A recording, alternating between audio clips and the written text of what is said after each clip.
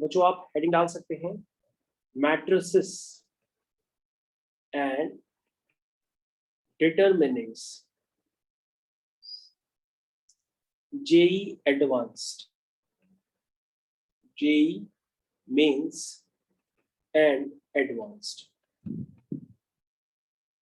तो बच्चों कौन से क्वेश्चन एग्जाम में आए हुए हैं, जो क्वेश्चंस आप लोग ने छोड़ दिए थे उन क्वेश्चंस को आप ध्यान से देखिए, क्योंकि क्वेश्चंस वापस रिपीट हो सकते हैं।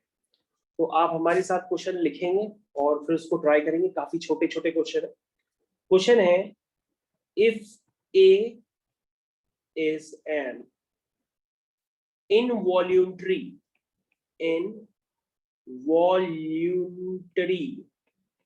matrix, ठीक है, given by A is equal to तो जो मैट्रिक्स है वो आपके पास गिवन है, then the inverse of A/2 will be. तो बच्चों ये जो क्वेश्चन है ये एग्जाम में कई रीजन से बच्चों ने छोड़ा हुआ है।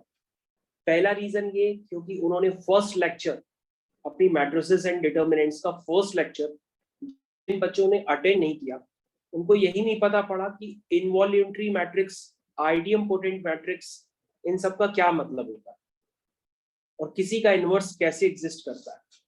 ये कराया जाता है फोर्थ क्लास में यानी L4 में, और फर्स्ट क्लास में कराया जाता है प्रॉपर्टीज में कि कितने तरह की आपके पास मैट्रिक्स होती है। तो बच्चों डायगोनल मैट्रिक्स भी होती है, इसमें आपको ट्रेस ऑफ अ मैट्रिक्स भी निकालना सिखाया जाता है।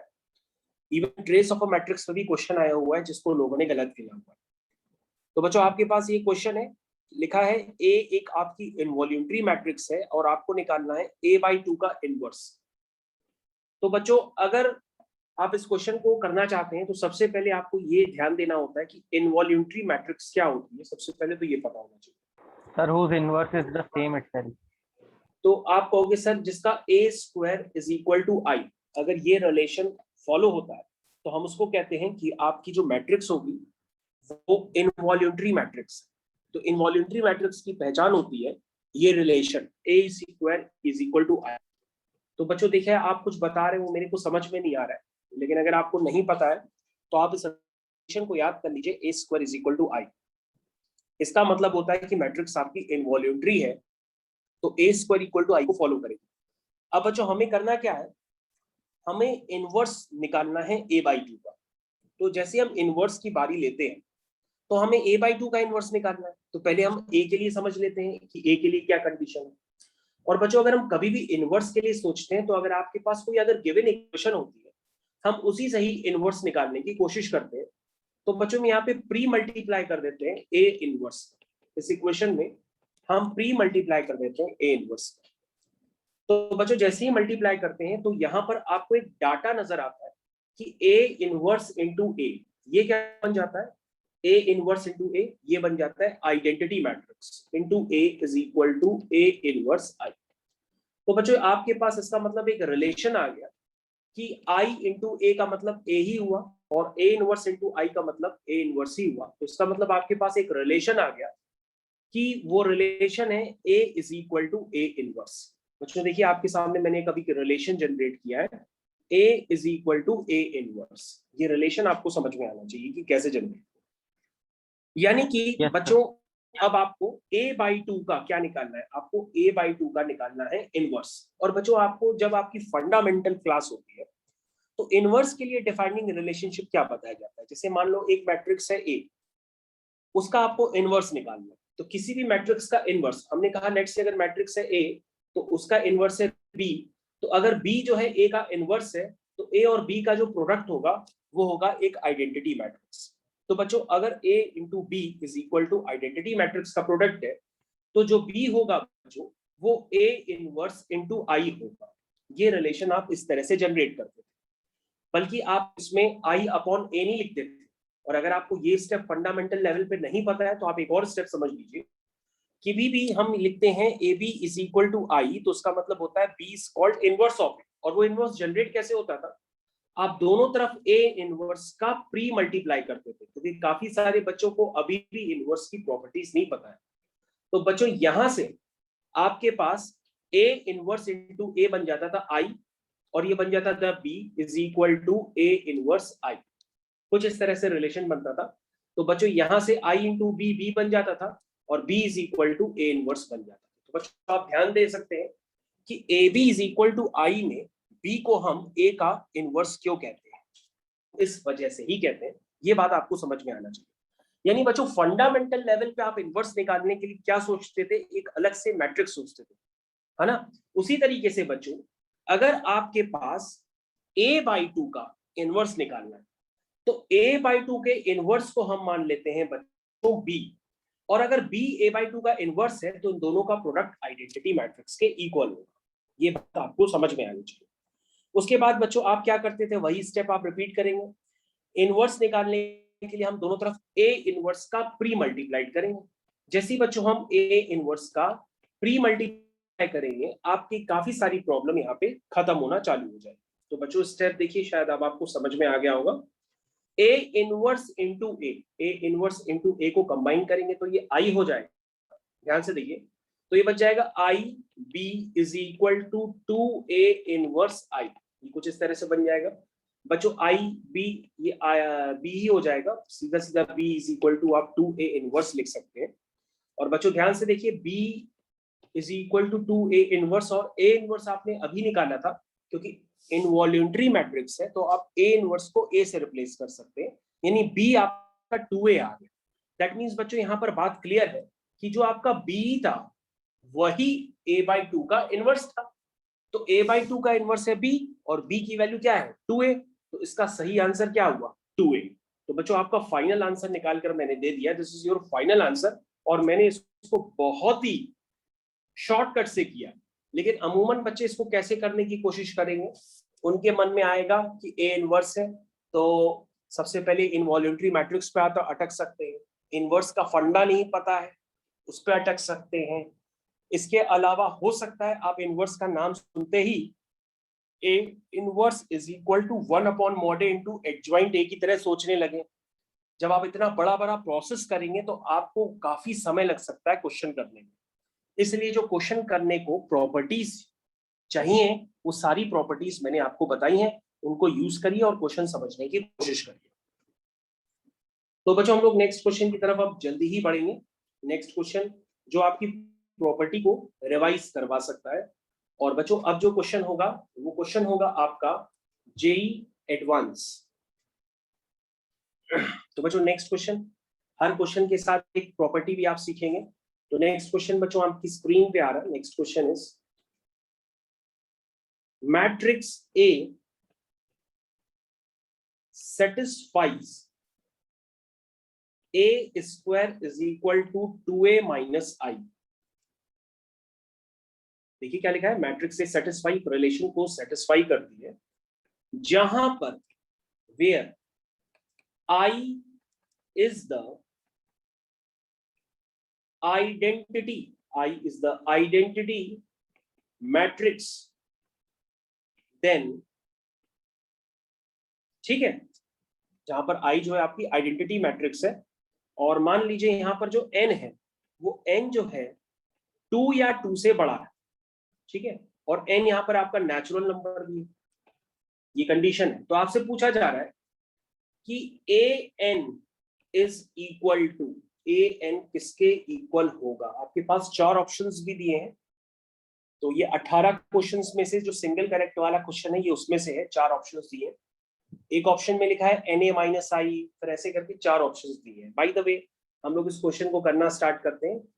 तो बच्चों अगर आप क्वेश्चन को ध्यान से देखें तो क्वेश्चन में लिखा है a square is equal to 2a minus I, और फिर आपसे a की पावर n की वैल्यू पूछ रहा है, और कह रहा है यहाँ पर n जो है 2 या 2 से बड़ा, क्योंकि बच्चों जो रिलेशन दिया है वो a स्क्वायर के लिए दिया है और a n के लिए पूछ रहा है। इसका मतलब जब आप n 2 डालेंगे तो ऑटोमेटिकली जो an है, भाई आप ऐसे सोचो ना कि n इज इक्वल टू 2 से यूज करेंगे, नेचुरल नंबर है, तो an सबसे पहले क्या बन जाएगा, वो तो a स्क्वायर बन जाएगा। तो a स्क्वायर आपका तो 2a माइनस आई पहले से ही है, Yes, फिर sir. आप n इज इक्वल टू 3 के लिए सोचेंगे तो ये a की पावर 3 बन जाएगा। a की पावर 3 को आप क्या लिखेंगे, आप a स्क्वायर इंटू a या a इंटू a स्क्वायर लिख सकते हैं। उसमें बच्चों आप वैल्यू पुट कर देंगे a इंटू a स्क्वायर आपका 2a माइनस आई।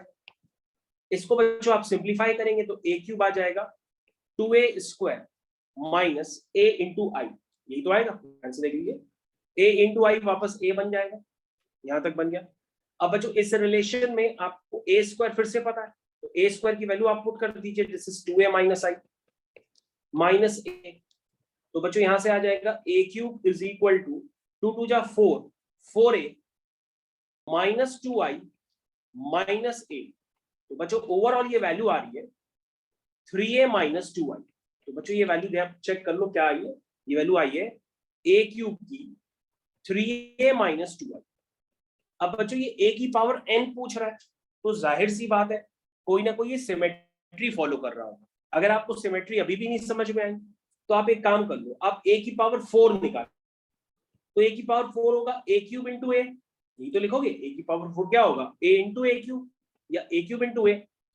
अब बच्चों हम लोग क्या करेंगे, यहाँ पर वैल्यूज पुट करेंगे तो a क्यूब की यहाँ क्या वैल्यू है, a क्यूब की वैल्यू अभी आपने कैलकुलेट की, this is 3a minus 2i।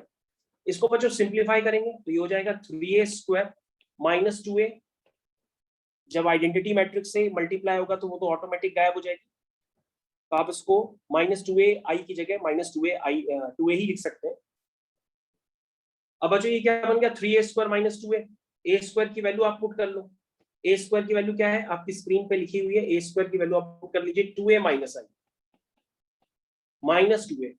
इसको बच्चों और भी सिंप्लीफाई करो तो ये क्या आ जाएगा, इसको निकालो, ये हो जाएगा 3 2 जा 6 a minus 3i Minus 3i minus 2a। minus तो ये वैल्यू 4a निकल के आई minus 3i. 4a minus 3i। Good. तो बच्चों अब आप ध्यान से देखो, आपको रिलेशन समझ में आएगा। आप सारी चीजें एक साथ लिखो।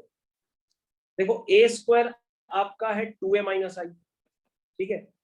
a क्यूब आपने अभी निकाला, a क्यूब आपने निकाला है 3a माइनस 2i। फिर आपने a की पावर 4 निकाला है, वो निकाला है 4a माइनस 3i।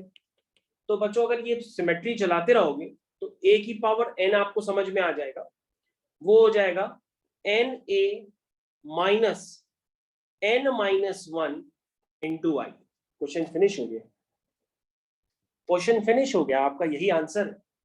तो आपसे पूछा गया था कि a की पावर n क्या होगा। काफी बेहद आसान क्वेश्चन है, लेकिन एडवांस में आते ही काफी सारे बच्चों ने नहीं किया, छोड़ा हुआ है इस क्वेश्चन को। क्वेश्चन बेहद इजी है। तो क्वेश्चन आपको टफ लगा है क्या? No, sir. क्वेश्चन काफी आसान है। इसके बाद बच्चों आपके सामने एक दूसरा क्वेश्चन आ रहा, लेकिन प्रॉपर्टीज ऑफ डिटर्मिनेंट्स ना पता होने की वजह से बच्चे ये भी क्वेश्चंस नहीं कर पाते। तो अगला क्वेश्चन बच्चों आपकी स्क्रीन पे आ रहा, नेक्स्ट क्वेश्चन है। क्वेश्चन लिखा है let a plus 2b is equal to, आपको एक मैट्रिक्स के इक्वल गिवन है a प्लस 2b। तो बच्चों a प्लस 2b की वैल्यू है 1 2 0 6 माइनस 3 3 माइनस 5 3 1। ये बच्चों a प्लस 2b की वैल्यू है। उसके बाद बच्चों 2a माइनस b की भी वैल्यू गिवन है, 2a माइनस b, उसकी भी वैल्यू हम आपको लिख देते हैं। ध्यान से देखिए 2a माइनस b की वैल्यू आपको मैं लिख के दे रहा हूँ, दिस इज 2 माइनस 1 5 2 माइनस 1 6 0 1 2। ये बच्चों आपके पास दो मैट्रिक्स गिवन है। आपसे पूछा जा रहा है then trace of a minus trace of b has equal to, ये बच्चों आपसे पूछा गया। क्वेश्चन नहीं हो पाए लोगों से, क्योंकि फर्स्ट क्लास अटेंड कोई करता नहीं है, वो सोचता है सभी को प्रॉपर्टीज पता है कि ट्रेस ऑफ अ मैट्रिक्स क्या होता है, डायगोनल मैट्रिक्स क्या होता है, ऑर्थोगोनल मैट्रिक्स किसे कहते हैं, वॉल्यूंटरी मैट्रिक्स किसे कहते हैं। ज्यादातर बच्चे ओवर कॉन्फिडेंस में रहते हैं और नहीं करते। तो बच्चों ट्रेस का मतलब होता है किसी भी मैट्रिक्स का अगर हम ट्रेस लिखते हैं तो उसका मतलब उसके जो डायगोनल एलिमेंट्स हैं उनका सम कर देते हैं, ये मतलब होता है। ठीक है, जैसे बच्चों आपके पास जो मैट्रिक्स गिवन है उस मैट्रिक्स का अगर हम ट्रेस लेना चाहें, जैसे मैट्रिक्स आपकी पहली है a प्लस 2b। अगर हम उसका ट्रेस लेना चाहें तो बच्चों इस मैट्रिक्स a प्लस 2b का जो ट्रेस होगा, ध्यान से देखिए, वो उसके जो डायगोनल एलिमेंट है, डायगोनल एलिमेंट देखिए 1 -3 और 1, ये बच्चों डायगोनल एलिमेंट्स कहलाते हैं। इनका आपको सम करना है, तो 2 - 3 कितना हो जाएगा, -1 हो जाएगा। ये आपकी फर्स्ट इक्वेशन। उसी तरीके से बच्चों आप दूसरी इक्वेशन बना सकते हो। जो दूसरी मैट्रिक्स है आप उसका ट्रेस ले लीजिए। जैसे ही बच्चों आप उसका ट्रेस लोगे तो आपको ये बात फिर से समझ में आएगी कि इसका जो ट्रेस होगा वो इसके डायगोनल एलिमेंट्स का सम होगा। तो बच्चों वो क्या होगा, वो होगा 4 - 1, और 4 - 1 2 + 2 4 - 1 कितना हुआ, 3 हुआ। ये बच्चों आपकी सेकेंड इक्वेशन। अब बच्चों यहाँ पर आपको प्रॉपर्टीज भी पता होनी चाहिए। ट्रेस की प्रॉपर्टीज नहीं पता है तो आप नहीं कर सकते हैं एक और प्रॉपर्टी। तो प्रॉपर्टी बच्चों क्लासरूम प्रोग्राम में बताई जाती है कि अगर ट्रेस के अंदर दो मैट्रिक्स लिखी है K1A प्लस K2B, तो बच्चों अगर हम इसको ब्रेक करते हैं तो ये K1 times trace of A plus K2 times trace of B। तो बच्चों ये प्रॉपर्टी होती है जो इस तरह से होल्ड करती है। ये प्रॉपर्टी आपको थ्योरी क्लास में काफी अच्छे से पढ़ाई जाती है। आइडिया नहीं है तो मैंने आपको बता दिया, आप इसको अभी देख सकते हो। ये प्रॉपर्टी मैंने अभी अभी हाईलाइट भी की है। आई थिंक क्लियर हो गई होगी ये प्रॉपर्टी। इस प्रॉपर्टी को यूज करिए, क्वेश्चन इज फिनिश्ड नाउ। तो बच्चों इक्वेशन 1 और इक्वेशन 2 में इस प्रॉपर्टी को लगा दीजिए, तो डायरेक्टली अप्लाई करिए। तो कैसे बनेगा, आपके पास बनेगा trace of matrix A plus 2 times trace of matrix B is equal to -1। फिर बनेगा 2 times trace of matrix A minus trace of matrix B is equal to 3। अब बच्चों इन दो इक्वेशंस को आप ध्यान से देखिए, तो आपके पास दो इक्वेशन, दो अननोन है, लेकिन आपको ट्रेस ए और ट्रेस बी लिखना अजीब सा लगता है। तो आप थोड़ी देर के लिए ट्रेस ए को मान लो x और ट्रेस बी को मान लो y। तो आपको लगेगा कि अरे ये तो बहुत ही नॉर्मल सी इक्वेशन है। तो बेटा आदित्य, क्या आप दो इक्वेशंस को सॉल्व करके मेरे को बता दीजिए कि क्या आंसर आ रहा है x और y का।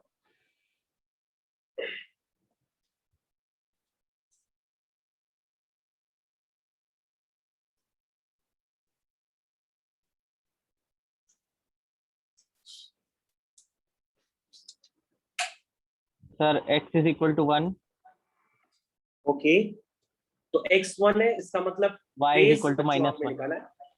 ओके, तो बच्चों आपने ट्रेस ऑफ a x के इक्वल है तो x आप 1 आ गया, और ट्रेस ऑफ b आपका y है तो y -1।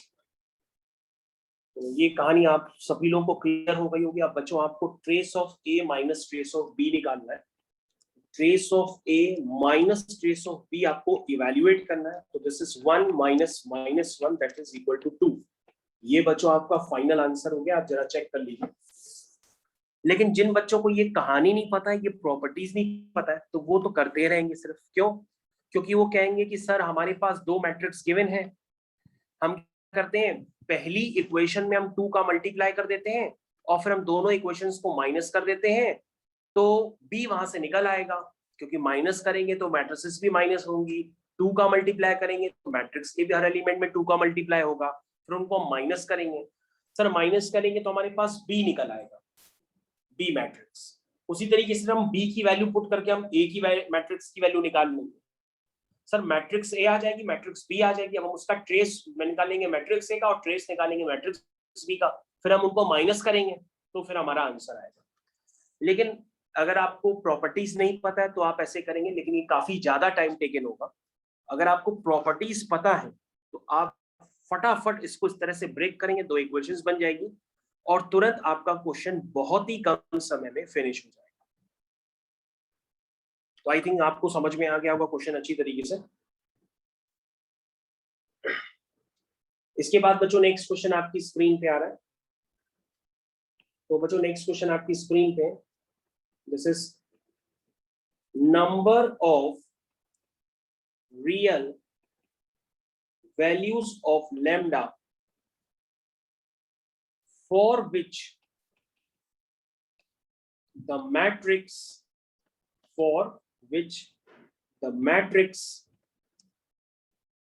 तो मैट्रिक्स जो आपके सामने मैं आपको प्लेस करके दे रहा हूं, ध्यान से देखिए। वो है lambda -1, lambda, lambda +1, 2, -1, 3 lambda plus 3 lambda minus 2 और लैम्डा प्लस 7। बच्चों ध्यान से देखिए, आपके पास कुछ गिवन है आपके सामने। हमने पूछा है number of real values of lambda for which the matrix has no inverse. इतना इजी क्वेश्चन है, लेकिन तो भी गलत आंसर निकाल करके लोगों ने टिक किए।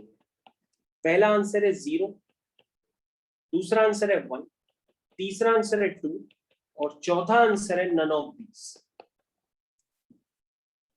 तो बच्चों आपको इनवर्स की प्रॉपर्टी पता है। आप कहते हो कि सर किसी का भी इनवर्स अगर होता है तो हम उसको बेसिकली लिखते हैं 1/mod A into adjoint of A, इस तरह से लिखते हैं। तो यानी इनवर्स एग्जिस्ट कब करता है? वो तभी एग्जिस्ट करता है जब determinant of A not equal to 0, है ना, तभी तो वो इनवर्स एग्जिस्ट करेगा। इस कंडीशन में इनवर्स क्या करता है? एग्जिस्ट करता है। कब? जब determinant of A not equal to 0। लेकिन determinant of A equal to 0 हो गया, आप लिखोगे इनवर्स डज नॉट एग्जिस्ट। क्या लिखोगे? इनवर्स डज नॉट एग्जिस्ट, ये तो लिखोगे। तो अब आप बताओ, इसका इनवर्स तो एग्जिस्ट करता नहीं है, तो आप क्या करोगे? सीधा सीधा इस मैट्रिक्स का डिटर्मिनेंट इक्वल टू 0 कर दोगे। वहां से लैम्डा की जो भी वैल्यूज आएंगी वो आपको बताना है कि number of real values of lambda कितनी निकल के आ रही है, 0 है कि 1 है कि 2 है कि नन ऑफ दीज है, ये आपको बताना। नन ऑफ दीज वैसे एग्जाम में कम दिया रहता है, इसकी जगह भले एक और ऑप्शन डालना चाहो तो डाल सकते हो, क्योंकि मेरा हाथ बना क्वेश्चन है। आप इसकी जगह इनफाइनाइट भी लिख सकते हो। तो बच्चों आपके सामने क्वेश्चन बिल्कुल आ गया है। अब आप क्या करेंगे? इसका इनवर्स ही एग्जिस्ट नहीं करता। क्यों नहीं करता? क्योंकि इसका डिटर्मिनेंट 0 के इक्वल है। तो बच्चों इसका डिटर्मिनेंट 0 के इक्वल कर दीजिए। तो बच्चों जब आप इसका डिटर्मिनेंट लिखेंगे तो डिटर्मिनेंट में मैट्रिक्स का साइन गायब हो जाएगा, सिर्फ आपको एक डिटर्मिनेंट दिखाई देगा। और elementary transformation, properties of determinant, ये सारी चीजें आप पहले से जानते हैं, उसको यहां पर अप्लाई करेंगे और अपना आंसर निकालेंगे जल्दी जल्दी। तो बच्चों क्वेश्चन आपके सामने आ चुका है, इसका डिटर्मिनेंट निकालना। तो बच्चों जब आप डिटर्मिनेंट निकालने की कोशिश करेंगे तो आप जरा कॉपी में करिए, इसका डिटर्मिनेंट बताइए जरा कितना आ रहा है, और आप बताइए यहां से लैम्डा की वैल्यूज कितनी है। तो बच्चों आप जरा ध्यान से देखेंगे तो आपको एक चीज समझ में आएगी। ट्रांसफॉर्मेशन लगा के इसको आप इजी भी कर सकते हैं। आप रो 3 को रिप्लेस कर दो R3 माइनस R1 से, क्योंकि आप 2 जीरोस भी बना सकते हो, उससे जल्दी हो जाता है। तो बच्चों आप कुछ भी करोगे आपको समझ में आने लगेगा, करके देखो। तो बच्चों जब R3 को रिप्लेस करेंगे R3 माइनस R1 से, तो यहां बचेगा 4, यहां बचेगा -2, यहां बचेगा 6, बाकी सब कुछ एज इट इज है। अब बच्चों यहां पर देखो आपको एक कहानी नजर आएगी। अगर अभी भी कहानी नहीं समझ में आ रही है तो मैं आपको अगले स्टेप में बताता हूँ। ये लैम्डा -1, ये लैम्डा +1। बच्चों ध्यान से देखो, जो थर्ड वाली आपकी रो है उससे आप 2 कॉमन ले सकते हो। जैसे बच्चों आप 2 कॉमन लोगे तो ये बन जाएगा 2 -1 और 3। ध्यान से देखो, और बच्चों यहां पर आपको दिखाई देगा कि इस डिटर्मिनेंट में आपकी 2 रोज आइडेंटिकल हो चुकी है, 2 रोज आइडेंटिकल हो चुकी है। तो बच्चों अगर 2 रोज आइडेंटिकल है तो इसका मतलब ये तो 0 आ जाएगा। 0 आने का मतलब लैम्डा की यहां कुछ भी वैल्यू हो उससे कोई लेना देना नहीं है। लैम्डा 1 होगा तो भी 0, 2 होगा तो भी 0, 3 होगा तो भी 0, 4 होगा तो भी 0, क्योंकि यहाँ पे दोनों क्या बन गई? आइडेंटिकल बन गई है। इसका मतलब इस डिटर्मिनेंट ऑफ ए जो है वो आपने इक्वल टू 0 किस लैम्डा पे आ रहा है? For infinite values of lambda. तो इसका आंसर क्या हुआ? इसका आंसर हुआ D part. For infinite values of lambda, the determinant is equal to 0 and the inverse of a matrix does not exist. तो आप लिख देंगे for infinite value of lambda determinant is equal to 0।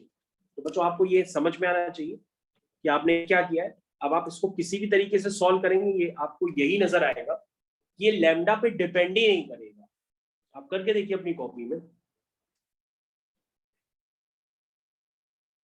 करके देखा? Yes sir, कर रहे हैं।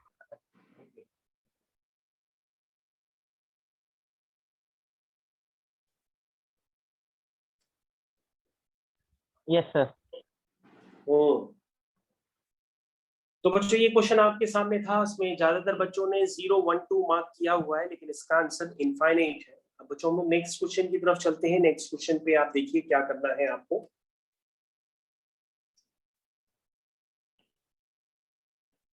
तो नेक्स्ट क्वेश्चन है बच्चों, इफ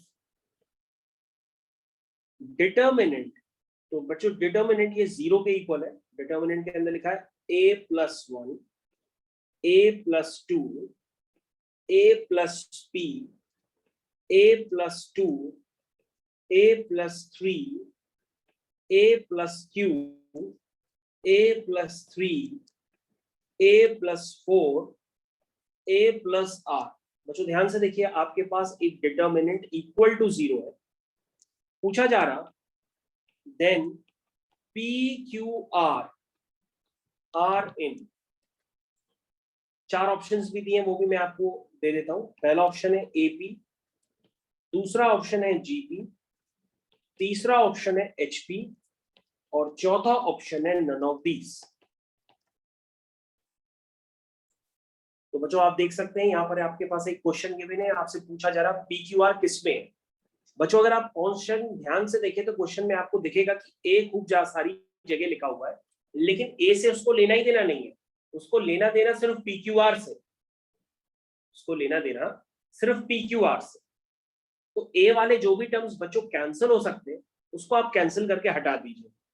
ठीक है, तो कैसे अप्लाई करेंगे? यहाँ ट्रांसफॉर्मेशन, जहां तक ए आपका कैंसिल हो पाए उसको कैंसिल कर दीजिए। तो बच्चों जैसे आप ट्रांसफॉर्मेशन लगा दीजिए कि R2 को रिप्लेस कर दीजिए R2 - R1 से, ये लगा सकते हैं। R3 को रिप्लेस कर दीजिए आप R3 - R1 से, ये वाला ट्रांसफॉर्मेशन लगा सकते हैं। तो बच्चों ट्रांसफॉर्मेशन लगाएंगे तो आपको तभी कुछ समझ में आएगा। ये हो गया a+1, इसमें कोई चेंज हुआ नहीं है, ये आपको एज इट इज नजर आएगा। उसके बाद बच्चों जब यहाँ ट्रांसफॉर्मेशन लग जाएंगे तो यहाँ 1 बचा, यहाँ 1 बचा, यहाँ Q - P बचा, चेक कर लीजिए Q - P आ रहा है।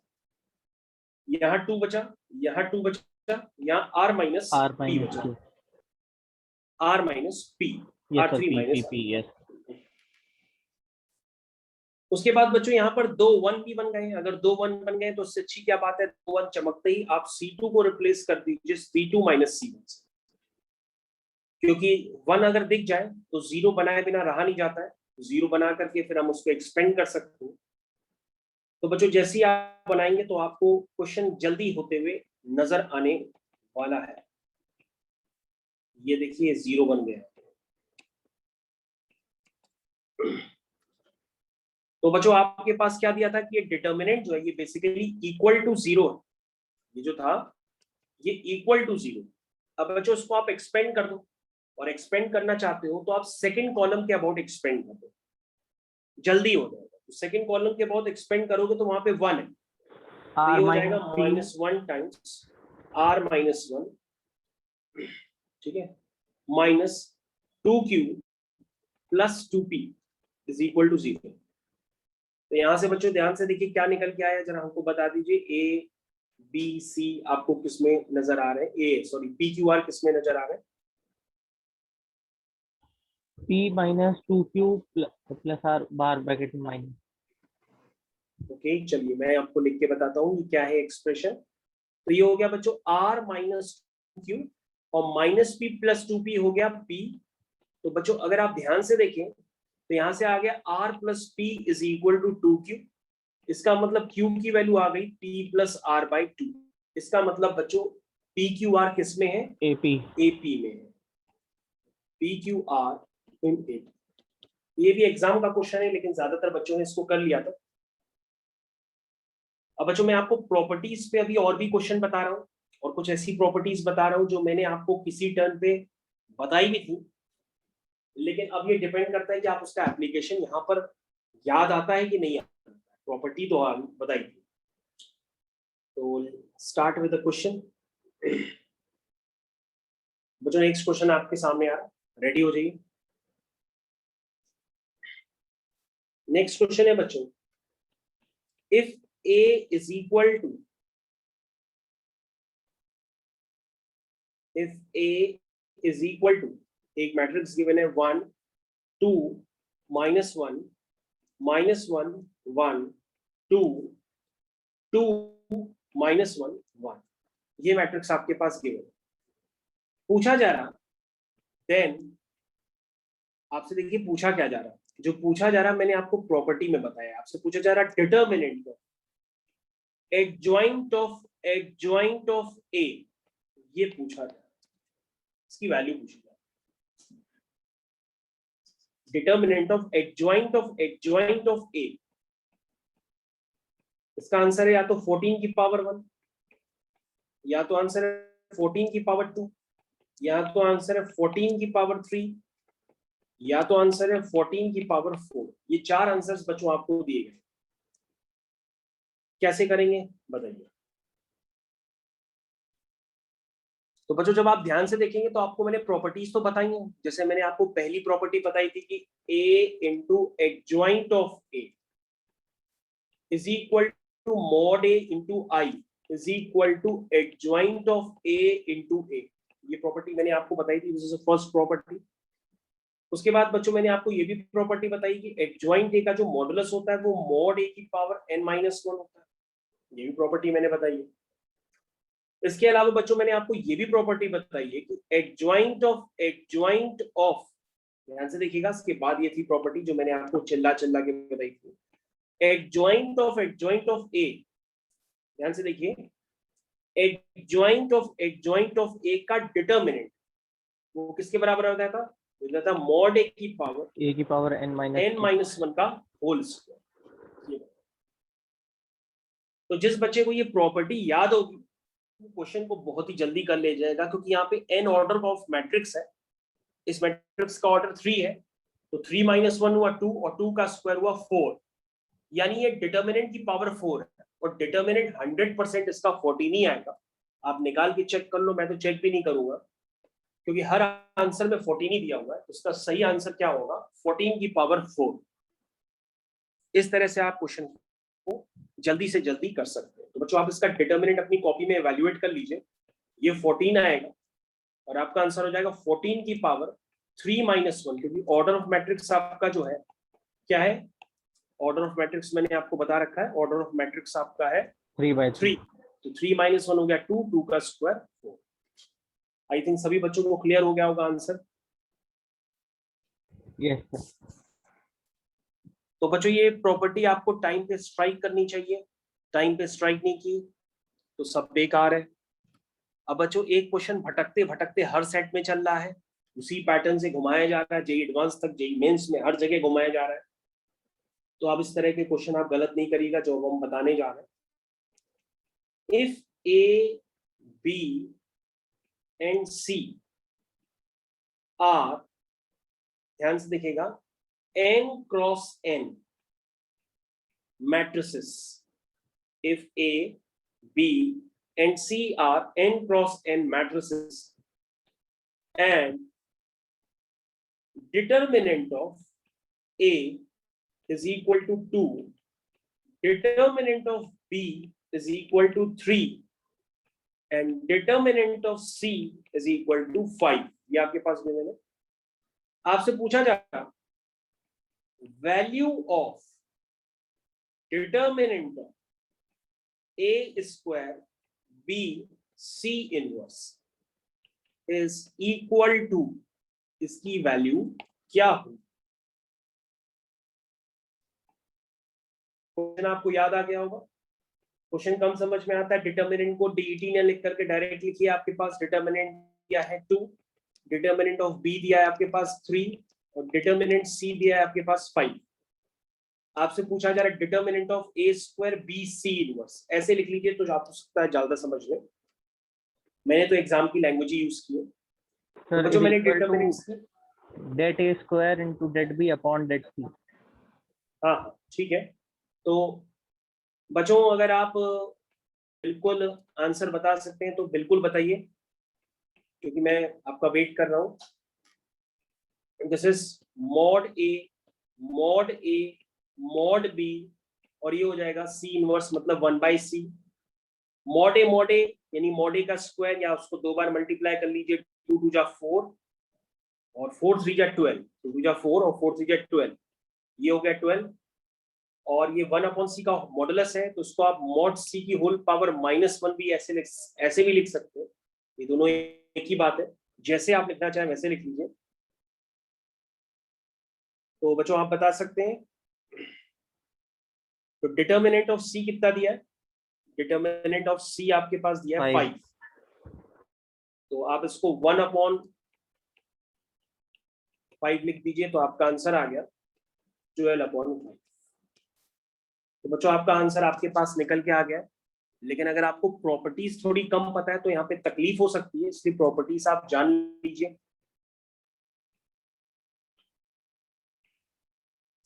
तो प्रॉपर्टीज क्या होती है? प्रॉपर्टीज होती है बच्चों, मॉडुलस के अंदर अगर a इंटू बी लिखा है तो उसको आप mod a into mod B लिख सकते हैं। मैं इसको बोल मॉड रहा हूं, लेकिन है ये डिटर्मिनेंट। ये 2 या 2 से ज्यादा के लिए वैलिड हो सकता है। और अगर मॉड के अंदर a इंटू ए लिखा है तो ये मॉड a इंटू मॉड ए हो जाएगा। दैट मीन्स मॉड के अंदर अगर a स्क्वायर है तो ये मॉड a की होल पावर स्क्वायर हो जाएगा। कहने का मतलब ये है कि अगर a n है तो ये मॉड a की होल पावर n हो जाएगा। ये बात आपको समझ में आनी चाहिए। तो ये बात n इज इक्वल टू -1 के लिए, n इज इक्वल टू 1 के लिए, n इज इक्वल टू 2 के लिए, n इक्वल टू -2 के लिए, सभी के लिए वैलिड है। तो ये प्रॉपर्टीज क्वेश्चन में जल्दी जल्दी पता होनी चाहिए लगाने के लिए, तो क्वेश्चन में आप जल्दी काम कर सकते हैं। तो बच्चों ये डिटर्मिनेंट्स की प्रॉपर्टीज है, मैंने कुछ ऐसा नया काम नहीं किया है।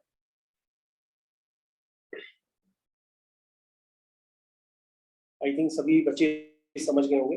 नेक्स्ट क्वेश्चन आपकी स्क्रीन पे आ रहा है।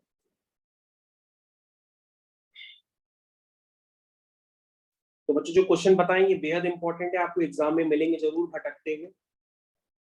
बस आपको याद आने चाहिए कि ये क्वेश्चन सर ने करा दिए थे क्लास में। तो बच्चों आपके पास एक नया डिटर्मिनेंट है, लेकिन उस डिटर्मिनेंट में एफ एक्स गिवन नहीं, एफ डैश एक्स गिवन। ये बात ध्यान दीजिएगा। तो एफ डैश एक्स के अंदर की जो वैल्यू है वो मैं लिख रहा हूँ, ये एम एक्स प्लस पी लिखा, ये n लिखा, ये n प्लस p लिखा, ये n minus p। This is mx plus 2n, this is mx plus 2n plus p, और this is mx plus 2n और माइनस p मैंने नीचे लिख दिया। थोड़ा सा बड़ा करना चाहें तो आप बड़ा भी कर सकते हैं ताकि आपको समझ में आए। Just wait, this is last वाली वैल्यू है mx plus 2n minus p। Determinant को थोड़ा सा दूर लगा लीजिए।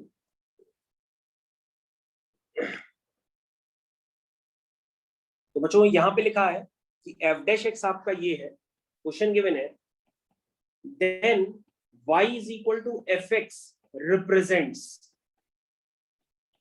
y is equal to F X represent, 4 option दिए, a straight line parallel to x axis, a straight line parallel to y axis, parabola, a straight line with negative slope. 4 आपके पास options दिए। लेकिन सबसे पहले बच्चों आप डिटर्मिनेंट पे ध्यान दीजिए, ये फंक्शन का डिटर्मिनेंट नहीं है, उसके डेरिवेटिव का डिटर्मिनेंट। तो बच्चों पहले एफ डैश एक्स ये फंक्शन जो है आपको डिटर्मिनेंट के फॉर्म में दिया है, तो पहले आप इसको जरा ध्यान से देखिए, इसमें आपको कुछ ऑब्जर्वेशन में समझ में आएगा। अगर आप इसमें ध्यान से कुछ ऑब्जर्व करेंगे तो आपको कुछ बातें यहाँ पर समझ में आएंगी। जरा आप को ऑब्जर्व करिए बस जरा, कुछ ना कुछ इसमें आपको समझ में जरूर आएगा अगर आप प्रॉपर ऑब्जर्व करते हैं तो।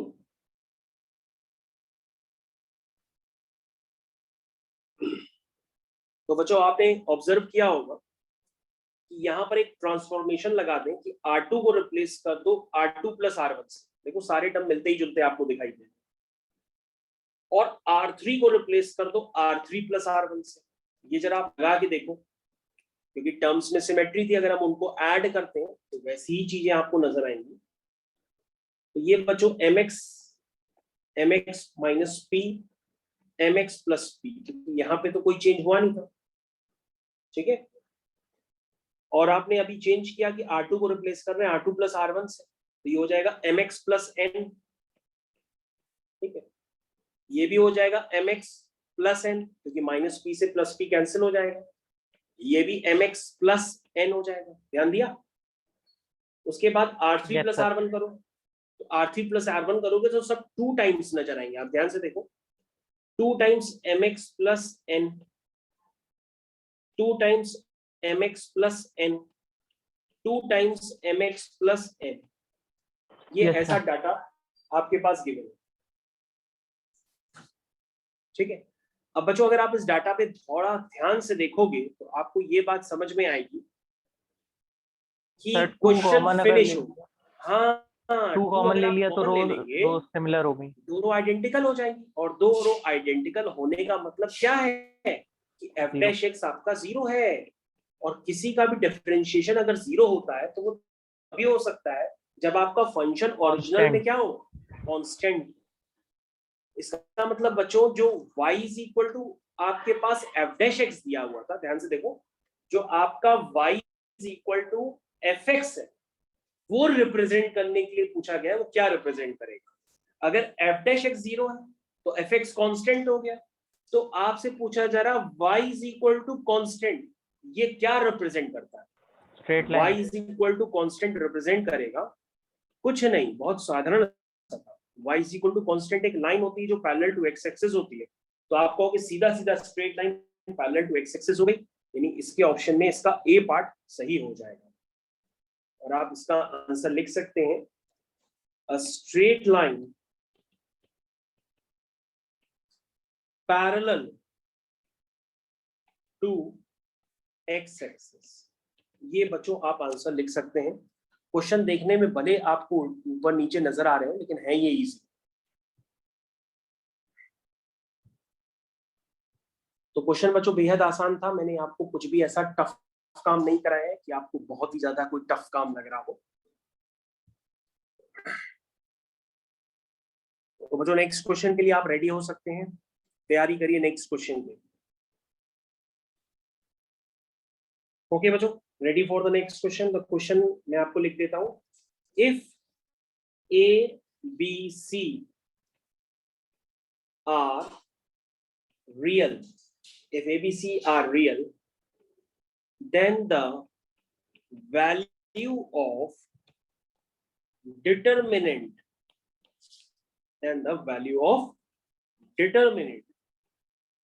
determinant बच्चों आपको मैं लिख के देता हूं, वो है a square plus 1 AB AC AB B square plus 1 BC AC BC C square plus 1। तो बच्चों आपके पास ये डिटर्मिनेंट आपने कहीं ना कहीं पहले भी देखा होगा, पहले ये इक्वल टू कुछ प्रूफ करने के लिए दिया रहता था, अब ये इक्वल टू 1 है। तो बच्चों पूछा जा रहा है अगर एबीसी रियल है तो ये डिटर्मिनेंट की वैल्यू 1 है, तो आपके पास 4 ऑप्शंस दिए हैं। पहला ऑप्शन है कि ये 1 तभी हो सकता है जब a प्लस बी प्लस सी 0 हो। तो आपको 4 ऑप्शंस में से बताना होगा कि कौन सा ऑप्शन सही है। और ये क्वेश्चन मैं आपको ट्राई करने के लिए समय देता हूं, क्योंकि मैंने काफी करा दिए। ये क्वेश्चन मैं आपको ट्राई करने के लिए समय भी देता हूं, तो आप ट्राई कर सकते हो।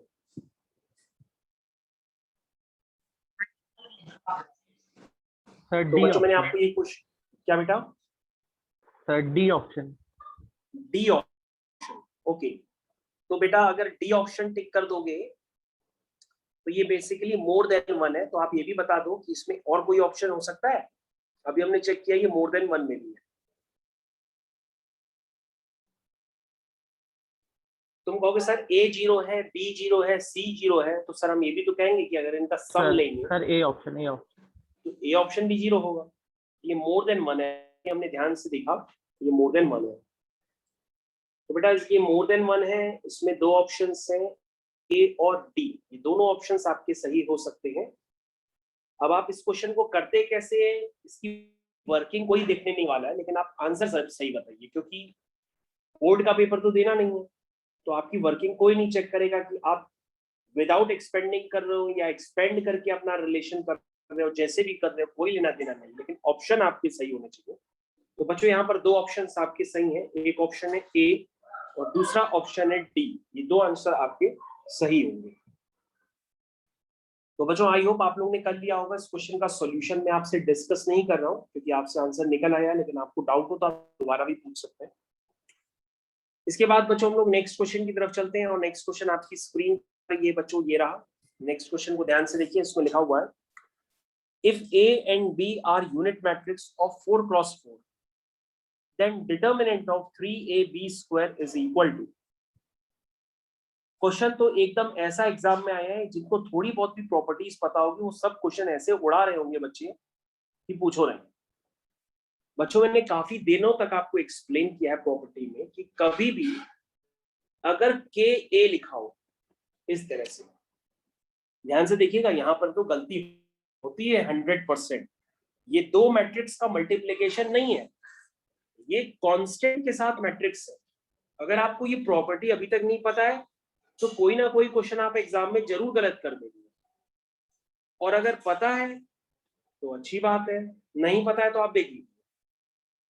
जैसे बच्चों आपके पास मैट्रिक्स है, मैट्रिक्स लिखिए जरा पहले, सबसे पहले, क्योंकि ए तो एक आपकी मैट्रिक्स हुई, तो A11 A12 A13 A21 A22 A23 A31 A32 A32। अब बच्चों अगर आप मैट्रिक्स में के मल्टीप्लाई करते हो तो इसका मतलब क्या है कि वो के मैट्रिक्स के हर एलिमेंट से मल्टीप्लाई होगा, यही तो मतलब हुआ है ना। लेकिन बच्चों आप इसका जैसे ही इस मैट्रिक्स को कन्वर्ट करोगे किसमें, डिटरमिनेंट, तो बच्चों ये डिटरमिनेंट में कन्वर्ट होते ही कैसा नजर आएगा, जरा लिखो, के A11 A12 A13, लिखना चालू करो, A21 A22 A23 A31 A32 A33, के सबके साथ है, के लिख दो। लेकिन मैंने अब इस मैट्रिक्स का क्या लिया है, डिटरमिनेंट ले रहा हूं। क्या ले रहा हूं, डिटर्मिनेंट। तो बच्चों जब मैं इसका डिटरमिनेंट लूंगा तो आपको क्या नजर आएगा, आपको ये नजर आएगा कि सर ये के यहां से भी कॉमन निकल सकता है, ये के यहां से भी कॉमन निकल सकता है, और ये के यहां से भी कॉमन निकल सकता है। इसका मतलब ये के 3 बार कॉमन निकलेगा, तो चाहे आप कॉलम से लीजिए चाहे आप रो से लीजिए। तो ये के कितनी बार बाहर निकला, 3 बार बाहर निकला, तो ये हो गया के की पावर 3, और डिटरमिनेंट के अंदर सारी वही वैल्यूज है, यानी कि A11 A12 A13 A21 A22 A23 A31 A32 A33। तो बच्चों आपको ये ध्यान समझ में आना चाहिए कि मैट्रिक्स ऐसे नजर आ रही थी, जो आपका के था वो के आपको कुछ इस तरह से नजर आ रहा था, लेकिन जैसे ही आपने उस के का डिटरमिनेंट लिया तो वो के का डिटरमिनेंट आपको यहां नजर आने लगा, और उसको जब आपने सिंप्लीफाई किया तो वो आपको निकल के आ गया के क्यूब इंटू डिटरमिनेंट ऑफ ए। ये बच्चों कहानी है, आपको ये समझ में आनी चाहिए, यानी ओवरऑल प्रॉपर्टी क्या है जो आपको यूज करने में कंफ्यूज करती है, क्योंकि ज्यादातर इस बच्चे इस प्रॉपर्टी को लिख देते हैं कि मोड ऑफ के मोड ऑफ ए, लेकिन ये प्रॉपर्टी आपकी गलत हो जाती है। सही प्रॉपर्टी क्या होगी, ये होगा k की power n into mode of a। इसका मतलब बच्चों जैसे कोई आपके पास लिख दीजिए 3 इंटू ए लिख दे और कह दे मैट्रिक्स n ऑर्डर की, n ऑर्डर की होगी तो 3 की पावर n इंटू मॉड ए, आप इसको इस तरह से लिखो, ठीक है। तो बच्चों ये प्रॉपर्टी आपको समझ में आनी चाहिए, क्वेश्चन भी आपको समझ में आना चाहिए। यहाँ पे मैट्रिक्स का ऑर्डर है 4, क्योंकि डिटरमिनेंट किसी भी स्क्वायर मैट्रिक्स का ही होता है, ये भी बात आपको पता होनी चाहिए। तो 4x4 ही होनी चाहिए ये, अगर 4x3 या 3x4 होगी या रोज और कॉलम अनइक्वल हो जाएंगी तो उसका डिटरमिनेंट तो पॉसिबल ही नहीं। तो बच्चों ध्यान से देखिए, आपसे एक वैल्यू पूछी गई है, वो वैल्यू है 3 इंटू AB स्क्वायर।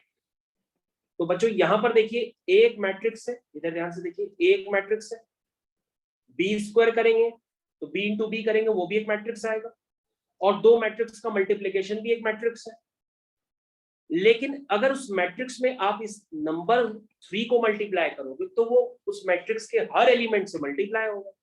लेकिन जैसे ही आप उसका डिटर्मिनेंट ले लोगे तो वो 3 की पावर 4 होकर के बाहर निकलेगा, क्योंकि वो पहली कॉलम से भी, दूसरी कॉलम से भी, तीसरी कॉलम से भी, चौथी कॉलम से भी बाहर निकलेगा, तो 3 की पावर 4 होकर के बाहर निकलेगा और अंदर बचेगा a इंटू बी स्क्वायर। तो बच्चों 3 की पावर 4 हो गया 81, और ये हो गया मॉडुलस ऑफ a, और ये हो गया b का स्क्वायर। और बच्चों ये यूनिट मैट्रिक्स है, यूनिट मैट्रिक्स का मैग्नीट्यूड 1 होता है, तो उसका आंसर कितना आ गया 81। समझ में आया? Yes sir. हाँ, तो बेटा आप लोग को ये प्रॉपर्टीज पता होनी चाहिए। इस प्रॉपर्टी को मैं फिर से लिख देता हूँ, के ए इज इक्वल टू के की power n into A, where n is order of matrix, where n is order of matrix। तो सभी बच्चों को ये पार्ट पूरी अच्छी तरीके से क्लियर होना चाहिए। तो बच्चों आपको प्रॉपर्टीज हो सकता है थोड़ी कम पता हो, मैं आपको पूरा समझाने की कोशिश कर रहा हूँ। प्रॉपर्टीज जितनी आप सही लगा सकते हैं एग्जाम में सही लगाइए, ताकि ज्यादा से ज्यादा क्वेश्चंस आपके सही हो जाए। उसके बाद बच्चों अब लोग आज का लास्ट क्वेश्चन करेंगे। आज का लास्ट क्वेश्चन आपकी स्क्रीन पे जल्दी आ रहा है। क्वेश्चन है बच्चों, लिखना स्टार्ट कर दीजिए।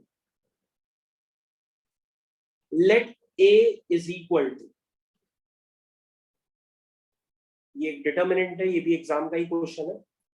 वो है 1 साइन थीटा 1, यहां है माइनस साइन थीटा 1, यहां भी साइन थीटा, यहां -1, यहां माइनस साइन थीटा, यहां 1।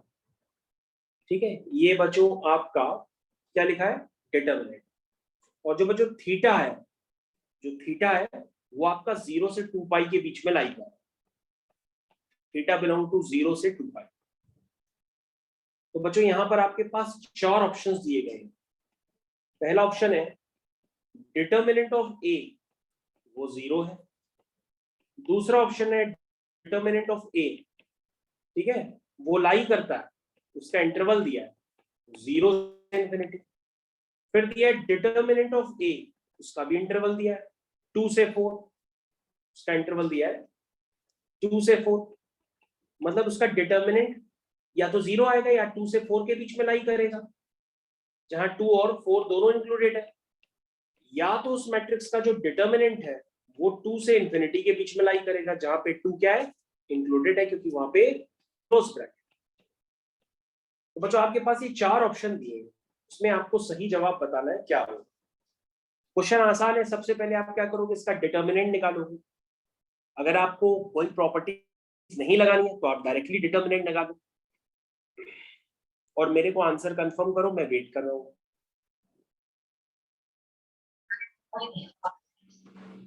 तो बच्चों इस क्वेश्चन को करने का आपको समय मिला, आपने क्वेश्चन जरूर किया होगा। मैंने कहा था आप जैसे भी करो, आप डिटर्मिनेंट ऑफ ए मेरे से मत पूछना कैसे निकालते हैं, लेकिन जब आपने डिटर्मिनेंट ऑफ ए निकाला होगा, चाहे आप बिना प्रॉपर्टी के चाहे प्रॉपर्टी के साथ जैसे भी निकाल दीजिए, डिटर्मिनेंट आपका कुछ ऐसा नहीं।